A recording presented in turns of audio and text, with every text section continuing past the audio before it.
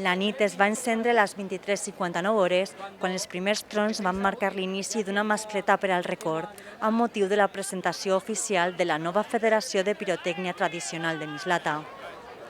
El 17 d'octubre, la plaça Major es va transformar en un immens escenari de llum, on la precisió tècnica de pirotècnia valenciana es va unir a la força de la pólvora manual dels 104 tiradors que van participar en el montatge. Llevamos 4 años en marcha y nos hemos juntado para impulsar un poquito y mantener nuestras tradiciones a lo que es a nivel de pólvora vivas, porque parecía que se estaba perdiendo un poquito y lo que nosotros queremos es que vuelvan otra vez esas tradiciones, que nuestros hijos, nuestros niños aprendan y sepan respetar y amar la pólvora como la amamos nosotros. L'alcalde, Carlos Fernández Bielsa, i el regidor de Falles, Ximo Moreno, van presenciar l'espectacle que va fer tremolar els carrers. Inicialment prevista per a la vespra del 9 d'octubre, la cita va haver de ser ajornada a causa de la pluja.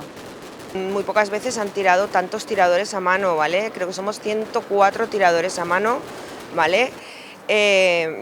Para coordinarnos todos ha sido un poquito de faena, pero bueno, que nada, que lo hacen muy llevadero. La Federació de Pirotècnia Tradicional de Mislata està formada per 6 associacions i claveries locals.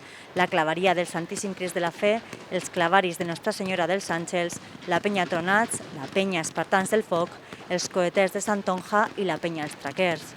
Con el ayuntamiento, ¿vale? Que quiero darle las gracias por todo el apoyo, tanto al alcalde como a Chimo, como a los técnicos que me han ayudado 100% en todo, no me han dejado sola, igual que mis presidentes de mis asociaciones, mi junta directiva, y nada, decidimos aplazarlo y hoy pues es el gran día, estoy muy nerviosa.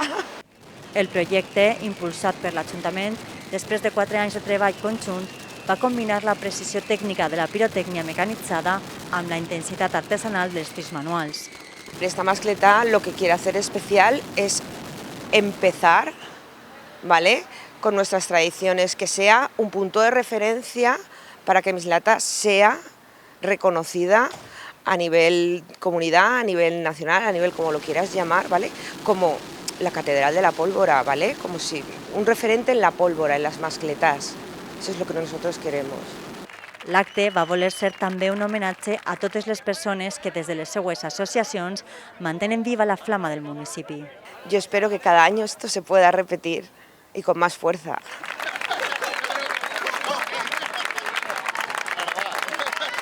Una nit històrica per a sentir l'emoció, l'orgull i les arrels que defineixen Mislata. No, ya cansado, ¿eh?